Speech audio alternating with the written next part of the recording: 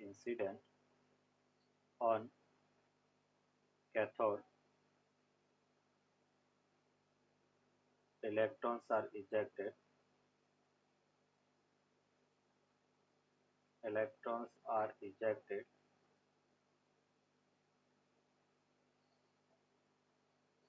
These electrons, are attracted. These electrons are attracted by anode,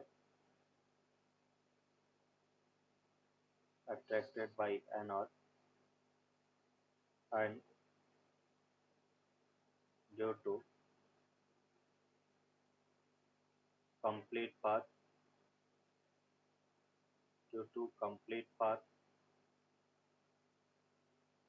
of photoelectrons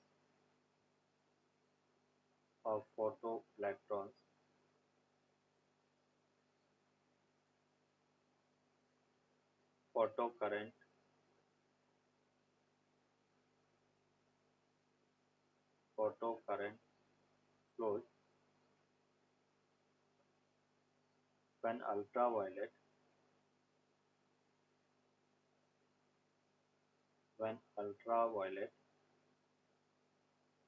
rays are incident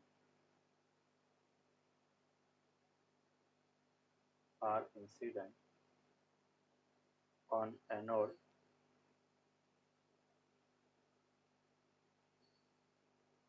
Electrons are ejected.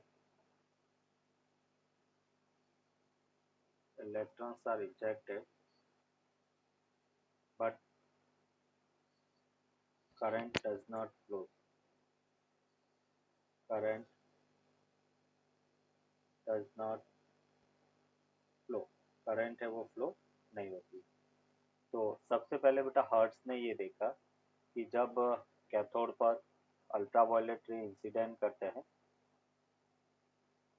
Negative plate पर incident करेंगे, तो अपन कह रहे कि कुछ इलेक्ट्रिक डिस्चार्ज ट्यूब के अंदर उनको कंडक्शन दिखा और वो कंडक्शन को उन्होंने बाद में कैथोड रे के नाम से कहा। तो ये जो सबसे पहला हर्ट्ज का एक्सपेरिमेंट था। उसके बाद में हॉलबर्ग ने ये देखा कि अगर नेगेटिवली चार्ज कोई मेटल बॉडी है और जिंक प्लेट है, नेगेटिवली चार्ज जिंक प्लेट पर जब अल्ट्रावायलेट रे इंसिडेंट करवाई तो वो पहले न्यूट्रल हो जाती है और फिर पॉजिटिवली चार्ज बॉडी बन जाती है। इसका मतलब जब अल्ट्रावायलेट रे इंसिडेंट करते हैं तो कुछ न कुछ नेगेटिवली चार्ज पार्टिकल उससे एमिट होते हैं। उन्हीं नेगेटिवली चार्ज पार्टिकल को बाद में इलेक्ट्रॉन कहा गया। तो ये बेटा अपन कह रहे कि लिनार्ड एक्सपेरिमेंट, 3 एक्सपेरिमेंट थे। अभी अपन कह रहे इसको एक्सप्लेन करने के लिए, फोटो इलेक्ट्रिक इफेक्ट को एक्सप्लेन करने के लिए क्वांटम थ्योरी का यूज किया गया। वो क्वांटम थ्योरी में कुछ डेफिनेशन है, कुछ टर्म है, वो अपन यहाँ पर डिफाइन करेंगे। तो यहाँ पे हम कह रहे हैं quantum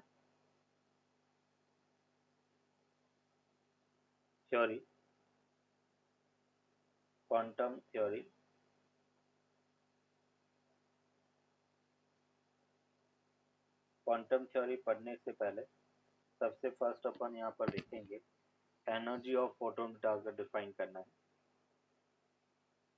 energy of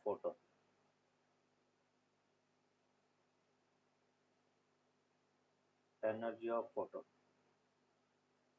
photon energy का ई से डिनोट करेंगे। और अगर अपन कह रहे हैं एनर्जी ऑफ फोटोन को अपन कहेंगे E P equals to H nu, या हम कहेंगे एच सी बाई लैम्डा। अगर कोई फोटोन है जिसकी फ्रीक्वेंसी बेटा न्यू है और उसका वेवलेंथ अगर लैम्डा है, तो न्यू के टर्म्स में एनर्जी होगा एच न्यू और वेवलेंथ के टर्म्स में होगा H C by lambda. H यहाँ पर प्लांक्स कांस्टेंट है, एच को अपन कहेंगे Planck's constant. H Planck's constant है। न्यू जो है और उसकी वैल्यू बेटा कितना होगा 6.627 10⁻34 जूल इंटू सेकेंड होगा। ये अपन कह रहे कि इसकी वैल्यू है। और न्यू जो है उसको अपन कहेंगे फ्रीक्वेंसी, न्यू फ्रीक्वेंसी है। अगर अपन बात करें सी स्पीड ऑफ लाइट है, स्पीड ऑफ लाइट, और लैम्डा है दैट इज कॉल्ड वेवलेंथ, और nu equals to C by lambda के इक्वल होता है। दूसरा बेटा अपन कह रहे हैं कि जब एच की वैल्यू, सी की वैल्यू अगर अपन बात करें तो वो होता है 3 × 10⁸ के इक्वल है। और उसको अगर ईपी अगर अपने को फाइंड करना है तो ईपी को अपन लिख सकते हैं 12400। ये बेटा अपन कह रहे कि एंगल स्टॉक, सॉरी 1 ईपी जो है 12400 अपॉन लैम्डा इन एंगल स्टॉक इलेक्ट्रॉन वोल्ट। ये बेटा अपन कह रहे कि इसकी इलेक्ट्रॉन वोल्ट के फॉर्म में एनर्जी। लैम्डा को अगर एंगस्ट्रॉम में रखेंगे तो इसकी यूनिट बेटा इलेक्ट्रॉन वोल्ट है। ये शॉर्टकट हो गया। कई बार अपन कह रहे कि हमें केवल वेवलेंथ दिया होगा और उसकी एनर्जी फाइंड करना, तो हम डायरेक्टली लिख सकते हैं 12400 upon lambda, lambda must mean angstrom, और इसकी यूनिट क्या होगा electron volt.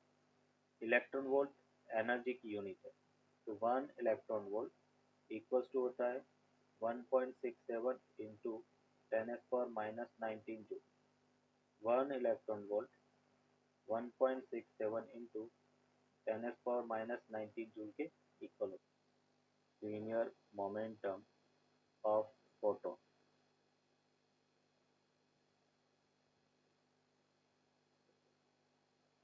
Linear momentum of photon. Linear momentum को अपन पी से डिनोट करेंगे और पी होगा ई बाई सी के इक्वल। मीन्स इसको अपन लिख सकते हैं एच बाई लैम्डा। ई को एच सी बाई लैम्डा लिख सकते हैं, सी से सी कैंसिल आउट, तो अपने को मिला एच बाई लैम्डा।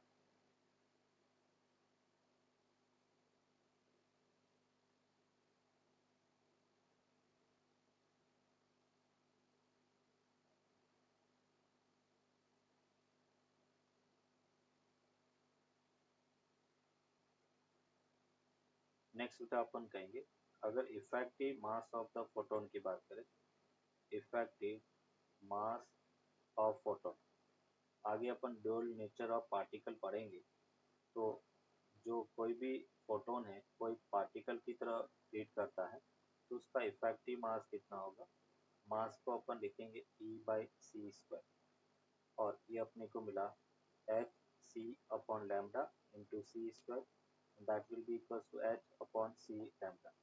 ये अपन करेंगे इसका मास होगा। कोई भी फोटोन जिसकी अपन के एनर्जी पता है और उसका मास अगर फाइंड करना है तो कुछ इस टाइप से अपन फाइंड कर सकते हैं। अगर जैसे अपन फोटोन के मास की बात करें तो हमें यहाँ पे ये पता चला कि मास है वो वेवलेंथ के इन्वर्सली प्रोपोर्शनल है, और हमें पता है कि रेड का वेवलेंथ है वो ग्रेटर देन वायलेट है। तो इसलिए अपन कह सकते हैं कि mass of violet, mass of violet is greater then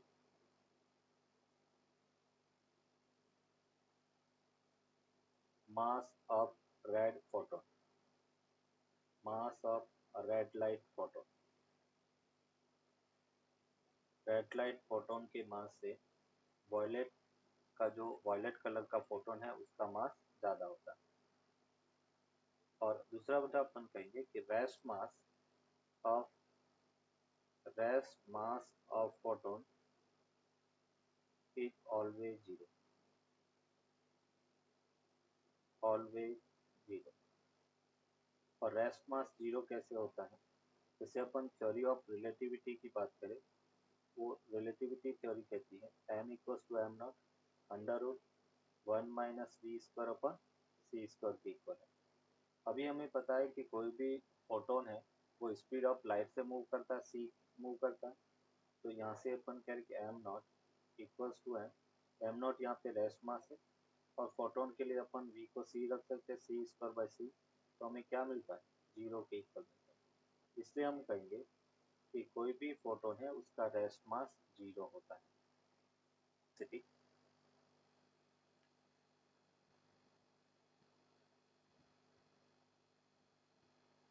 intensity of light अगर कैलकुलेट करना है तो कैसे करेंगे वो अपन देख रहे हैं। Intensity of light, intensity basically होता है एनर्जी पर यूनिट एरिया पर यूनिट टाइम का, और उसको अपन पावर अपॉन ए भी कह सकते हैं, area, power per unit area, ये अपन कह रहे कि इंटेंसिटी है। अगर हम इसका ऐसा यूनिट देखें तो ऐसा यूनिट क्या होगा, joule per metre square second, ये ऐसा ही यूनिट है, joule per metre square second के इक्वल होगा। अगर अपन बात करें कि जो पावर है और दूसरा बेटा अपन कह रहे हैं एनर्जी है। अभी देखो इसको दूसरे फॉर्म में अपन क्या लिख सकते हैं, आई। एनर्जी को अपन क्या कह सकते हैं, सपोज एन फोटोन्स अगर इंसिडेंट करें, एन इंटू एच न्यू, और ये अपने पास ए इंटू टी हो गया, एन अपॉन टी, उसको अपन number of photons per unit time कह सकते हैं, और ये बेटा एनर्जी अपॉन एरिया होगा। तो यहाँ पे जो एन है वो बेसिकली क्या है, number of photons per unit time का। तो इस इंटेंसिटी को देखो हम कैसे कंपेयर कर सकते हैं, इंटेंसिटी को बेटा अपन ने पी अपॉन ए लिखा, और ये अपने पास एन एच न्यू अपॉन ए के इक्वल, जैसे कैंसिल आउट हो गया, और जो एन है नंबर ऑफ फोटोन्स वो होगा बेटा power upon energy of one photon, इसको हम लिख सकते हैं power upon energy of one photon. ये total number of photons per unit time होगा, इसको हम कह सकते हैं number of photons, number of photons per unit time. Unit time में कितने नंबर ऑफ फोटोन्स इंसिडेंट हो रहे हैं उसको अपन स्मॉल एन से डिनोट करेंगे, और वो होगा power upon energy of one photon. E P जो है that is called energy of one photon, energy of one photon.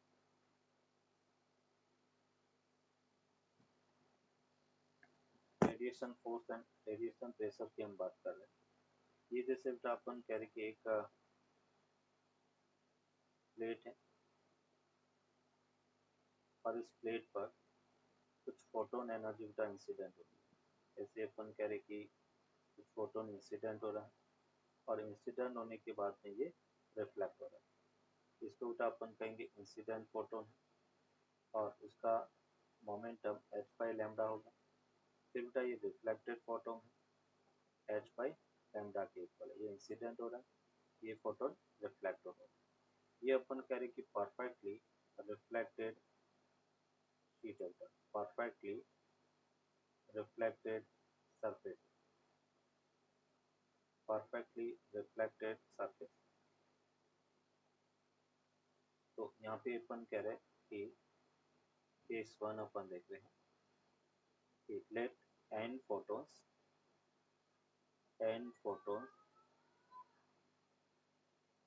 are falling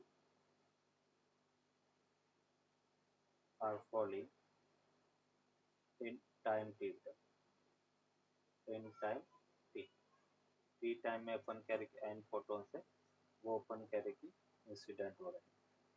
तो अभी अपन कह रहे कि मोमेंटम्स की बात करें या फोर्स अपनी को फाइंड करें, तो एवरेज फोर्स क्या होता है, delta P upon delta T का change in momentum, final momentum minus initial momentum upon the time taken delta T.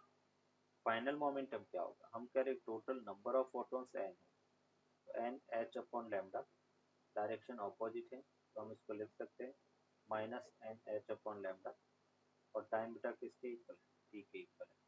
Means यहाँ से अपने को मिला 2, मैंने इस डायरेक्शन को पॉजिटिव लिया था, ये डायरेक्शन अपन कह रहे कि नेगेटिव, तो यहाँ से अपने को मिला 2 N H upon lambda T के इक्वल, ये अपन कह रहे कि एवरेज फोर्स है।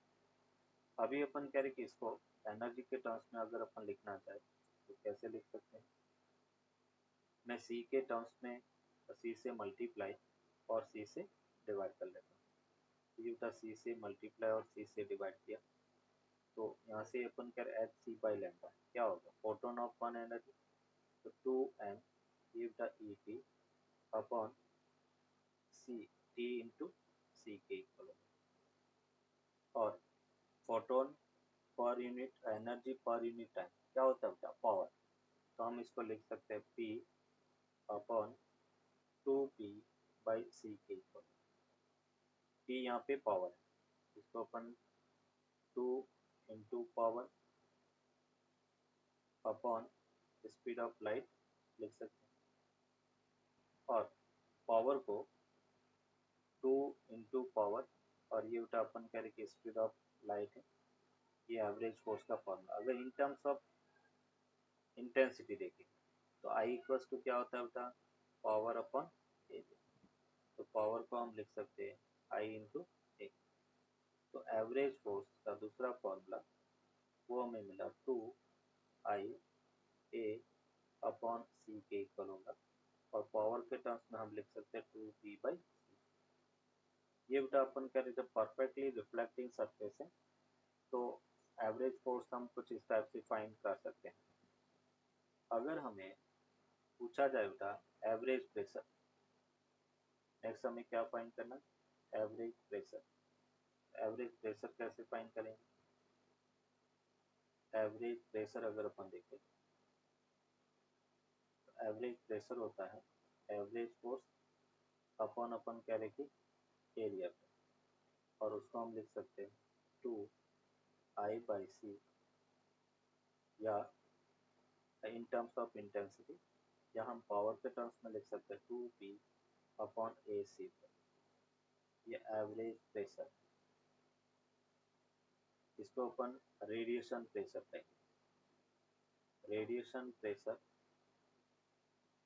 ऑन परफेक्टली रिफ्लेक्टिंग सरफेस वो होगा 2I/C या 2P अपॉन AC के इक्वल होगा। आई यहाँ पर इंटेंसिटी को रिप्रेजेंट होगा, तो रिफ्लेक्टेड मोमेंटम बेटा 0 होगा। अगर इस केस में अपन क्या कहेंगे कि जो PR है रिफ्लेक्टेड मोमेंटम वो 0 के इक्वल होगा, incident momentum NH by lambda के इक्वल होगा। तो उस केस में तो अपन कह रहे हैं कि अगर हम फोर्स की बात करें, फोर्स अपने पास होगा P/C in terms of intensity IA/C के इक्वल होगा, ये बेटा एवरेज फोर्स है। अगर हम रेडिएशन प्रेशर की बात करें, रेडिएशन प्रेशर, तो प्रेशर अपने पास होगा P radiation that will be equals to force upon area, जिसको हम लिख सकते हैं P अपॉन AC या I अपॉन C के इक्वल होगा, ये रेडिएशन प्रेशर। मतलब इसमें क्या होगा, जैसे जो सरफेस है वो फोटोन्स को एब्जॉर्ब कर रही है, तो ये जैसे total n number of photons incident हो रहे हैं NH बाई लैम्डा, और इससे कोई रिफ्लेक्ट हो रहा है, तो अपन कहेंगे PR 0 के इक्वल होगा। जो भी फोटोन इंसिडेंट हो रहा है पूरा का पूरा बेटा क्या कर रहा है, रिफ्लेक्ट कर रहा है।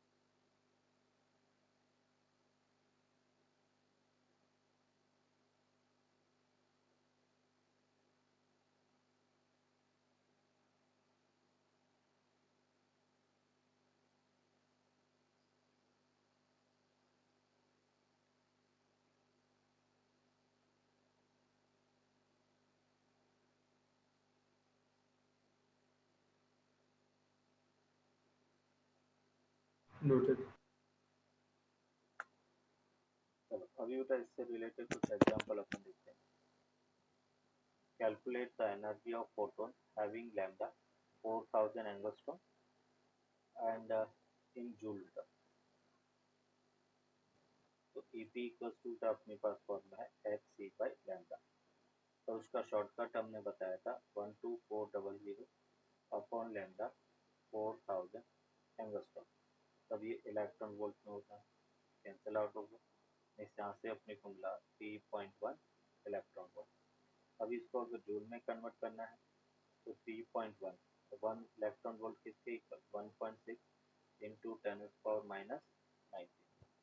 ये अपने को मिला 16 6 हो गया।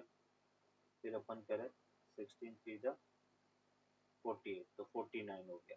तो 4.96 इंटू 10⁻⁹ जूल की ये बेटा इसका आंसर। ये जूल के फॉर्म में आंसर हो गया और ये सॉरी ये इलेक्ट्रॉन वोल्ट के फॉर्म में आंसर हो गया। नेक्स्ट एग्जांपल देखते हैं। The power of the bulb the power of a bulb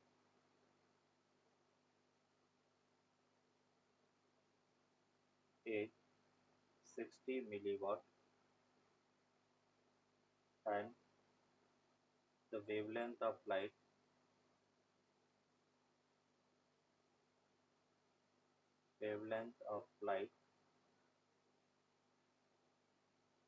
is 6000 angstrom. Calculate the number of photons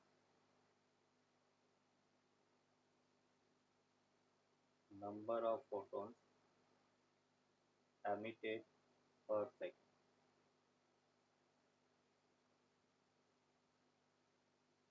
number of photons emitted पर सेकंड अपने को फाइंड।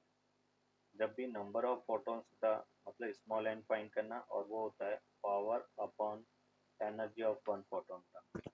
पावर अपने पास दिया हुआ है 60 इंटू 10⁻³ वाट। फोटोन की एनर्जी बता एच सी बाई लैम्डा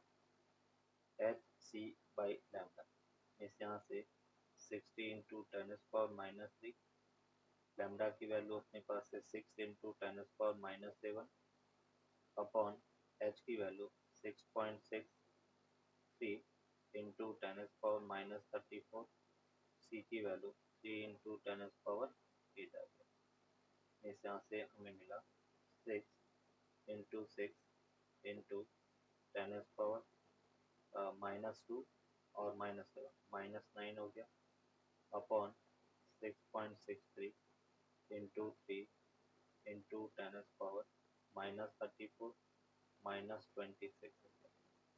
तो 26 -9 तो यहाँ से अपने को मिला 36 upon 6.63 into 3 into 10⁻⁻ minus sorry plus ये अपने को मिलेगा 26 माइनस 19 70 और इसको बेटा अपन कैंसिल करेंगे तो ये 12 हो गया। 12 डिवाइड बाई 6.63 तो अपने को मिलेगा 6 2 12 मतलब 1.8 इंटू 10⁻⁷ पर सेकेंड। ये अपन करें नंबर ऑफ फोटोन्स।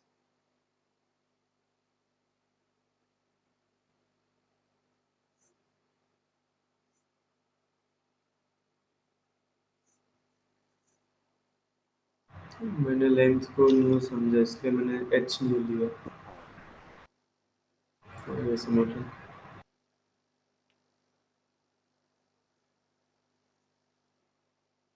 और अपने को capital N by P find करना है।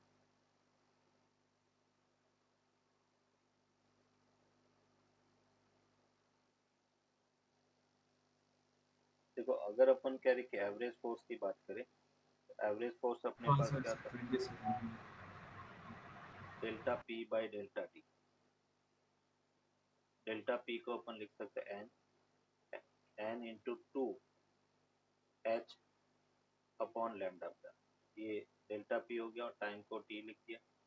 इस यहाँ पे अपन कर सकते हैं two N H upon lambda T. Force कितना देगा 1 newton equals to N by T और ये अपने पास 2h बाई लैम्डा। तो हमें स्मॉल एन चाहिए तो एन बाई टी के इक्वल और उसको हम लिख सकते हैं लैम्डा अपॉन 2h। लैम्डा की वैल्यू 6.6 इंटू 10⁻⁻⁹ था तो -6 हो गया अपॉन 2। एच की वैल्यू 6.6 इंटू 10⁻⁻34 हो गया। इस यहाँ से अपने को मिला 6.6 से 6.6 कैंसिल आउट मीन्स 0.5 इंटू 10⁻28 और उसको हम लिख सकते हैं 5 इंटू 10⁻27 पर सेकेंड। ये इसका आंसर फोटॉन्स पर सेकेंड। पहले एक पोटेंशियल डिफाइन कर लेता है stopping potential. Stopping potential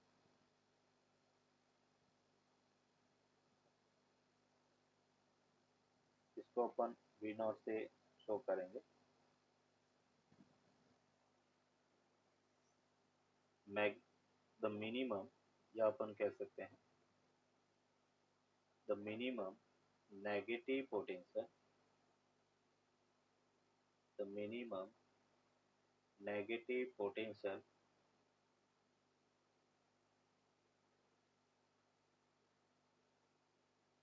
for which the photoelectric current becomes zero.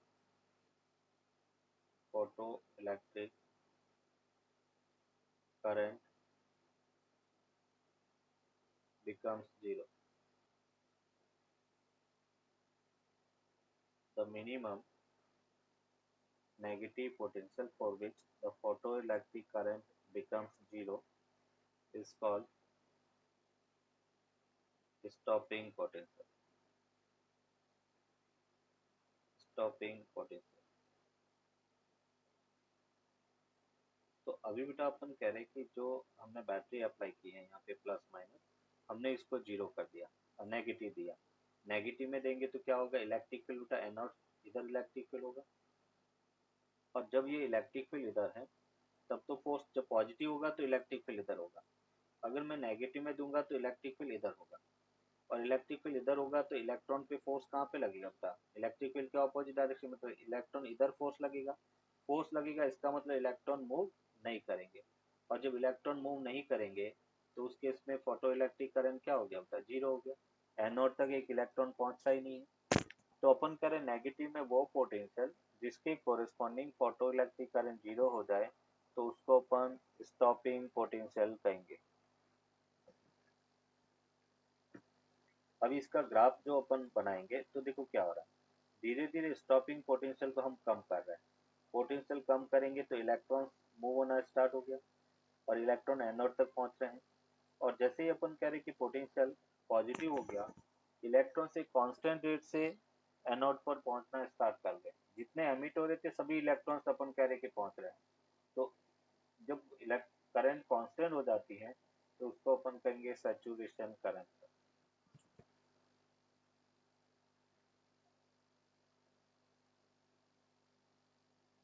सब में कांस्टेंट है आई को कांस्टेंट रखना। जब फ्रीक्वेंसी बढ़ेगा आई कांस्टेंट है तो एन बेटा क्या होगा बढ़ना चाहिए। एन कम होना चाहिए न्यू बढ़ रहा है तो एन क्या होगा कम होगा। इस टाइप से अपन कह रहे कि नंबर ऑफ जो फोटोन्स है इंसिडेंट वो भी कम होंगे और नंबर ऑफ फोटोन्स हाँ एनर्जी बढ़ रहा है तो N H nu upon A delta T. Number of photons per unit time उसको हम कांस्टेंट रखते हैं। तो सैचुरेशन करंट है वो तीनों का बेटा क्या होगा सेम होगा। तो जो अपने इससे पहले जो ग्राफ बनाया था सिमिलर उसी टाइप का ये ग्राफ है। इसको अपन कहेंगे इफेक्ट ऑफ फ्रीक्वेंसी पर। यहाँ पर new three greater than nu2 greater than nu1। Second में रिपीट अगेन ये वाला। हम कह रहे हैं अलग अलग फ्रीक्वेंसी की जो लाइट है वो बेटा अपन कह रहे कि इंसिडेंट कर रहे हैं, इंटेंसिटी को हम कांस्टेंट रख रहे हैं। अलग अलग फ्रीक्वेंसी में इंटेंसिटी को अगर कांस्टेंट रखेंगे तो इंटेंसिटी कांस्टेंट कब होती है, तो intensity N H nu upon A delta T. हमने फ्रीक्वेंसी को बढ़ाया तो अपन कह रहे कि number of photons per unit time कम हो जाएगा बेटा, एन है वो कम हो जाएगा, तभी तो आई कांस्टेंट रहेगा, क्योंकि आई को मुझे कांस्टेंट रखना है। कांस्टेंट इंटेंसिटी पर अपन कह रहे फ्रीक्वेंसी को बढ़ा रहे हैं। तो जब nu3 greater than nu2 greater than nu1 होगा और अपन को इसकी करंट अगर फाइंड करना है, तो जैसे जैसे अभी पोटेंशियल को हम बढ़ाएंगे तो number of photons per unit time वो तो कांस्टेंट हो गया, सबके लिए एक यूनिक होगा। पोटेंशियल बढ़ाने पर सभी जितने नंबर ऑफ फोटॉन्स हैं वो पूरे के पूरे कहाँ तक जाएंगे बेटा, कैथोड से एनोड की तरफ जाएंगे, तो फोटो करंट है वो क्या हो जाएगा, कांस्टेंट हो जाएगा। अभी न्यू को कितना भी बढ़ाओ, फ्रीक्वेंसी को कितने भी बढ़ाओ, हम कह रहे हैं कि intensity photo electric current increase या डिक्रीज नहीं होगा, क्योंकि photo electric current number of photons incident पर यूनिट टाइम पे डिपेंड करेंगे। आगे अपन देखेंगे जब आइंस्टाइन इसका एक्सप्लेनेशन देखेंगे तो एक फोटोन एट ए टाइम एक ही इलेक्ट्रॉन को इजेक्ट कर सकता है।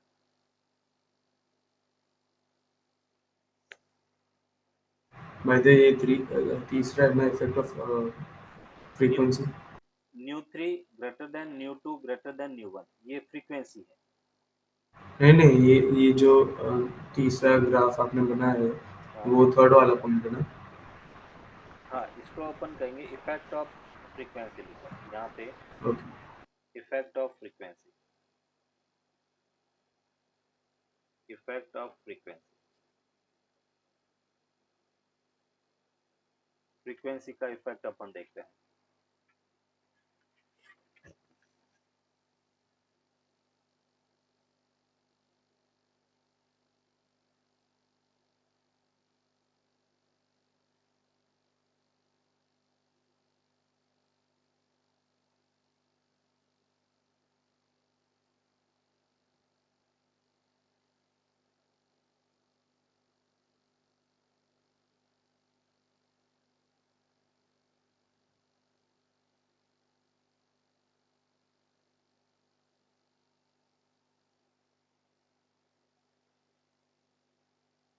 यस, यहाँ पे बेटा अपन कह रहे कि एक टर्म अपन डिफाइन करेंगे, दैट इज कट ऑफ। पहले अपन बात करते हैं थ्रेशोल्ड फ्रीक्वेंसी,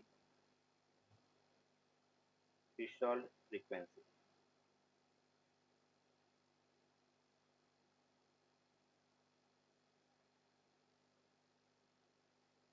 थ्रेशोल्ड फ्रीक्वेंसी इसको अपन न्यू नॉट से डिफाइन करेंगे। तो थ्रेशोल्ड फ्रीक्वेंसी होता क्या, तो हम कहेंगे the minimum frequency, the minimum frequency required, the minimum frequency required to eject the photoelectrons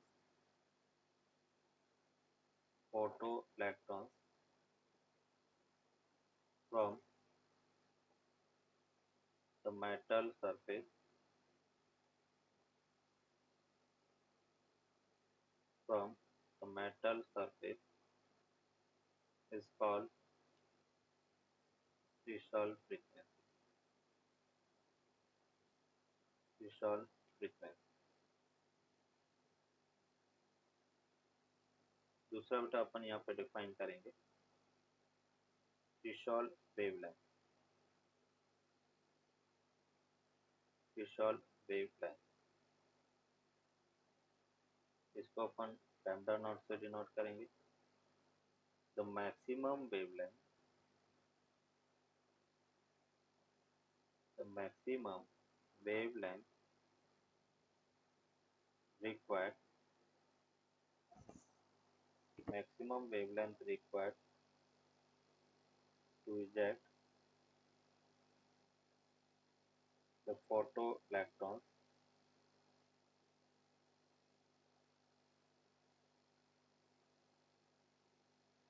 The maximum wavelength required to eject the photoelectrons are called threshold wavelength.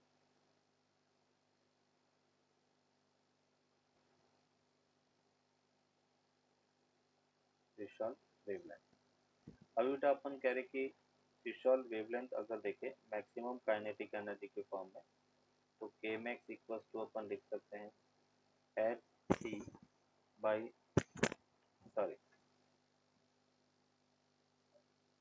अगर अपन कह रहे कि वर्क फंक्शन, इसको बेटा अपन एक और टर्म पहले डिफाइन कर लेते हैं, that is called work function. Work function इसको अपन फाई नॉट से डिफाइन करेंगे। तो वर्क फंक्शन होता क्या है, तो हम कहेंगे the minimum energy, the minimum energy required, the minimum energy required to eject the photoelectrons, the photoelectrons from the metal surface, from the metal surface is called work function,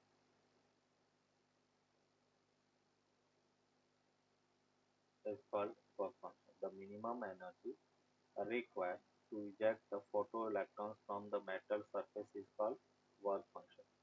means यहाँ पे अपन कहेंगे phi naught equals to H nu naught, या हम कह सकते हैं in terms of threshold frequency H C by lambda naught होगा।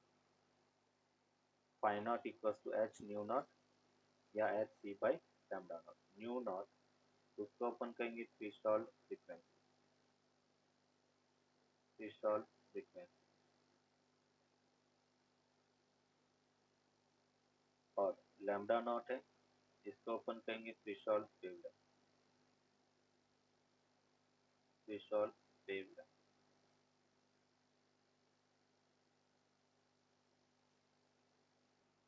There is no time lag, there is no time lag between incident of photons, incident of photons and emission of electrons, emission of electrons। अभी अपन कह रहे कुछ और point उठा अपन note करके यहाँ पे लिखेंगे।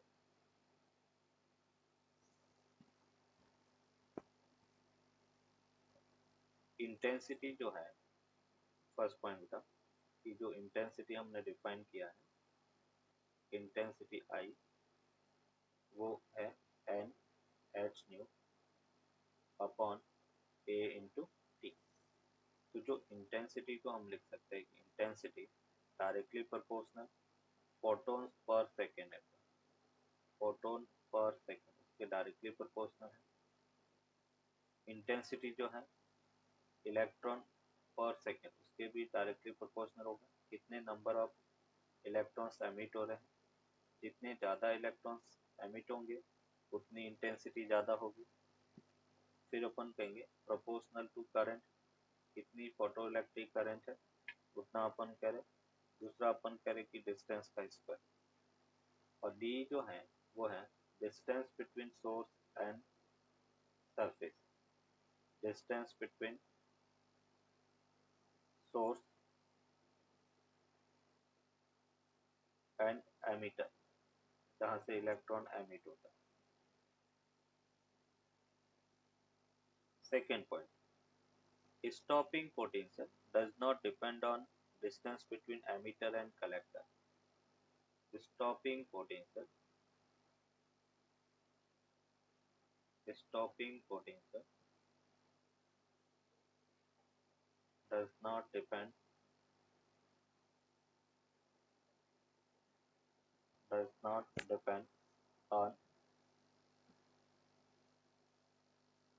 the between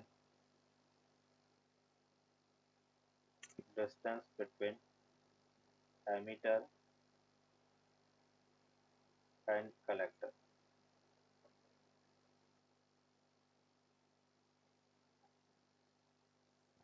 थर्ड पॉइंट अपन कहेंगे photoelectric current. The photoelectric effect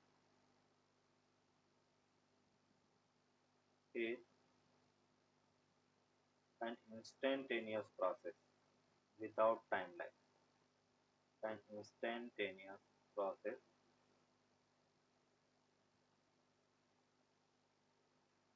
without time lag.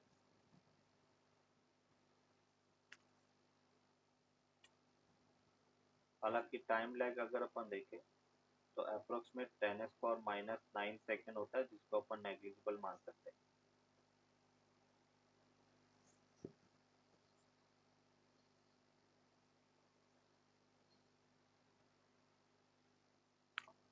Fourth point है अल्ट्रावायलेट रे.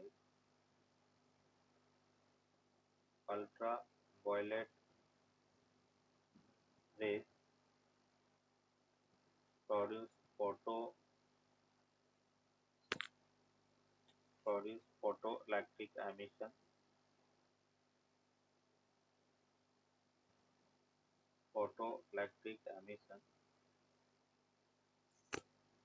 from any metal surface. From any metal surface.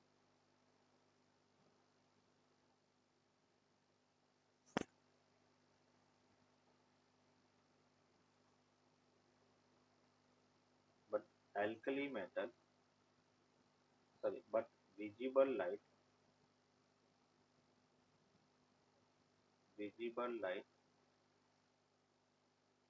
can cause photoelectric emission from alkali metal only.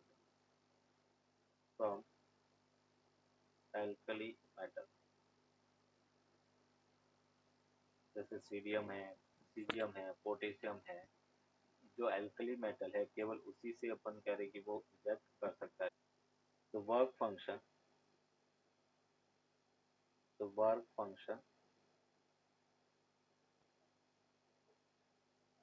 depends on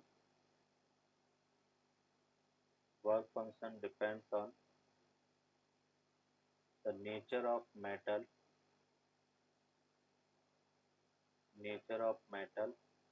and the nature of surface.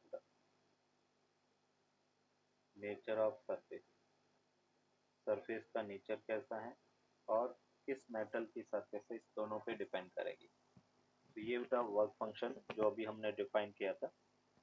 Next heading लगाओ failure of wave theory. जैसे अपन कह रहे कि जो photo electric effect है उसको wave theory explain क्यों नहीं कर पाई. तो सर के मैक्स वो नहीं लगती. वो आगे देखेंगे. Okay. Failure of wave theory of light. Failure of wave theory of light.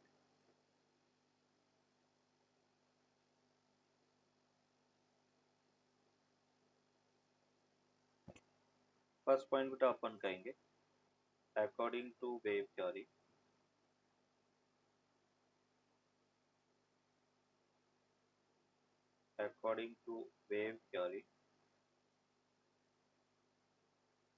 when light incident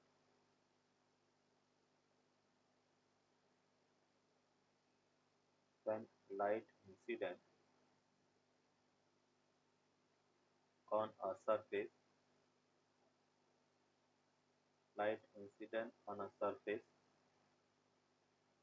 energy is distributed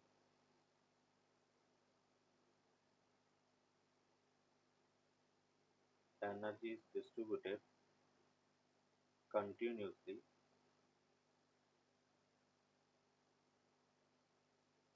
over the surface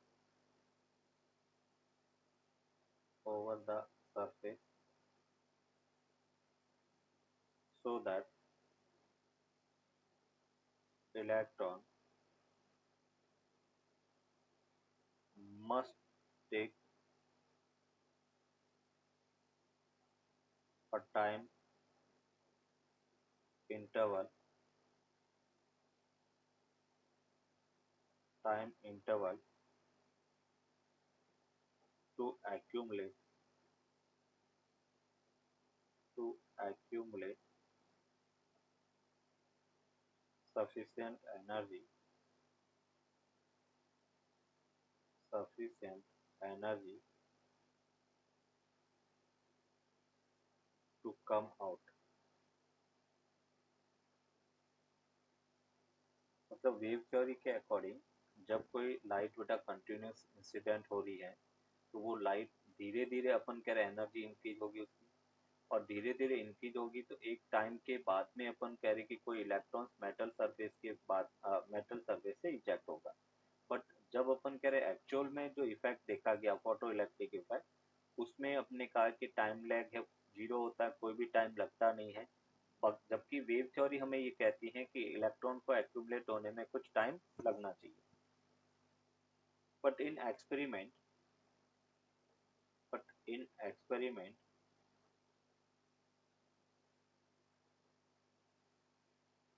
there is no time lag there is no time lag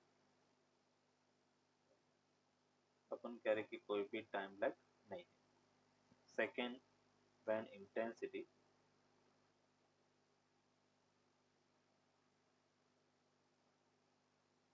intensity is increased intensity is increased more energy more energetic electrons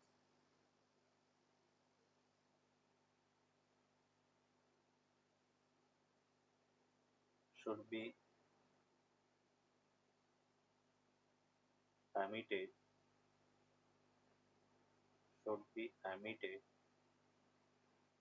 so that the stopping potential the stopping potential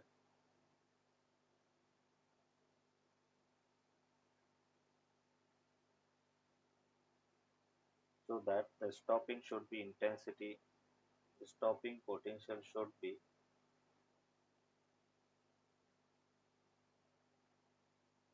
intensity dependent और जबकि हमने कहा कि stopping potential frequency पे depend करता है intensity dependent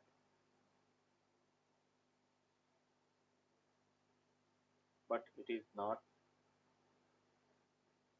but it is not observed actual में ऐसा ऑब्जर्व नहीं किया गया थर्ड पॉइंट अपन देखेंगे according to wave theory according to wave theory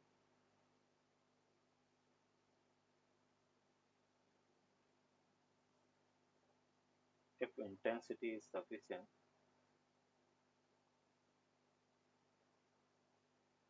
if intensity is sufficient then at each frequency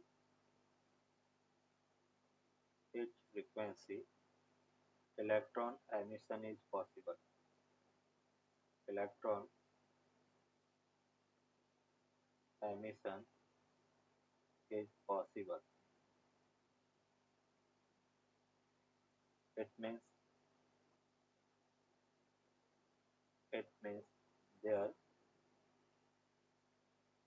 should be not be existence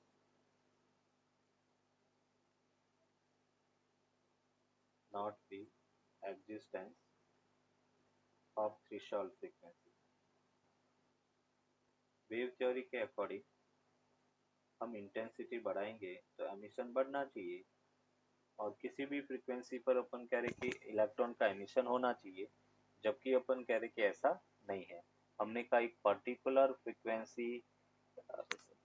frequency के ऊपर की फ्रीक्वेंसी है वही फोटो इलेक्ट्रिक एमिशन प्रोड्यूस करती है। तो ये तीन ड्रॉबैक है, इस तीन को अपन कह रहे कि फोटो वेव थ्योरी है वो एक्सप्लेन नहीं कर पाई। अभी जब ये थ्योरी फेल हो गई तो आइंस्टाइन ने इस फोटो इलेक्ट्रिक इफेक्ट को क्वांटम थ्योरी की हेल्प से एक्सप्लेन किया, और वो क्वांटम थ्योरी क्या थी उसको अपन नेक्स्ट क्लास में डिस्कस करेंगे। नोट करो उसको।